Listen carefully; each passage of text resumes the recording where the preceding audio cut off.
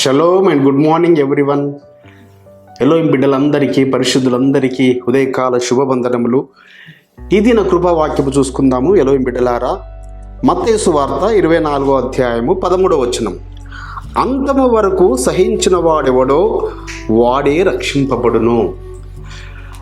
నజరేయుడైన యోషువ మెస్సీయ వారు ఆయన శిష్యులకు ఉపమానాలు చెబుతూ అంతము గురించి వారికి అనేకమైన ఉపమానాలు తెలియపరుస్తూ, అనేక మర్మాలు వారికి తెలియపరుస్తూ, ఆయన అంతిమం గురించి మాట్లాడుతున్నాడు. అనేకులు నా పేరిట వచ్చి మిమ్మల్ని మోసపుచ్చుతారు. ఇదిగో ఆయన అరణ్యములో ఉన్నాడు, ఇదిగో అక్కడ గదిలో ఉన్నాడు, అక్కడ ఉన్నాడు, అక్కడ ఉన్నాడని నా పేరిట వచ్చి అనేకులు వచ్చి మిమ్మల్ని మోసపుచ్చుతారు బిడ్డలారా. కానీ అంతము వెంటనే రాదు. అనేక సూచనలు ఆయన ఏమి ఇచ్చారనగా, అక్కడక్కడ భూకంపములు కలుగుతాయి, జనం మీదకి జనములేస్తారు, యుద్ధాలు జరుగుతాయి, సూర్యుడు తేజోహీనుడవుతాడు, చంద్రుడు ఎరుపు అవుతాడు, మరి అక్కడక్కడ నక్షత్రాలు రాలుతాయి. ఇవన్నీ వేదనలకు ఆరంభము మాత్రమే, అంతానికి ఆరంభం కాదు. ఇవన్నీ వేదనలకు ఆరంభం. ఆ వేదనలు జరుగుతున్నప్పుడు ఎవరైతే అలాంటి మాటలకు లోబడక, విధేయులవ్వక, అలాంటి మాయ మాటలకు అవసరమైతే వారు ఏం చేస్తారట, ఏర్పరచబడిన వారిని సహితము మోసపుచ్చడానికి కొరకు సూచక క్రియలు చేస్తారట, అద్భుతాలు చేస్తారట, ఆశ్చర్యాలు చేస్తారట. కానీ పరలోకపు తండ్రి యోషువ మెస్సీయ వారు మనకు సూచనలు ఇచ్చారు.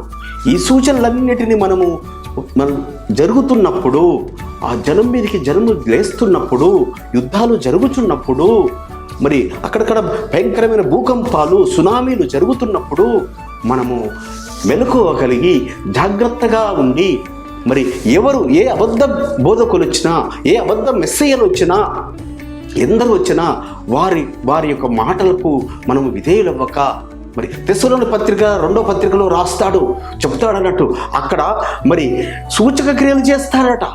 వాడు సూచక క్రియలు చేసి ఏర్పరచబడ్డ వారి సైతము మోసపుచ్చుతారట. ఆ శక్తిని పరమ తండ్రే వారికి పంపుతాడట. కాబట్టి బిడ్డలారా, మనము జాగ్రత్తగా మన ఘటాలను అంతవరకు కాపాడుకుంటే మనం రక్షింపబడతాము.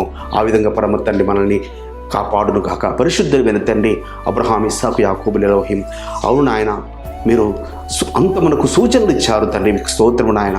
అంతవరకు తండ్రి సహించువాడే నీ రాజ్యమును స్వతంత్రించుకుంటారని, ఆ సూచనలన్నీ జరుగుతున్న సమయంలో మేము మెలకువగలిగి ప్రార్థన చేసేవారు ఉన్నట్లుగా మీ ఆత్మాభిషేకము దయచేయమని నజరేయుడైన యోషువ మెస్సీయ నామమున స్తుతించి ప్రార్థించి వేడుకుంటున్నాం పరమ తండ్రి.